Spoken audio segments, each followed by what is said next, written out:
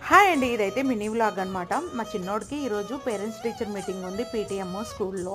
12 కల్లా రమ్మని చెప్పారనమాట. మా చిన్నోడు ముందు రోజే చెప్పాడు, మా షార్ప్ 12 కల్లా రావాలంట. 1 మినిట్ ముందు కానీ 1 మినిట్ తర్వాత కాదు, మీరు షార్ప్ 12 కల్లా ఉండాలి అని చెప్పాడు. సరే అని మేము టైంకి వెళ్ళాము.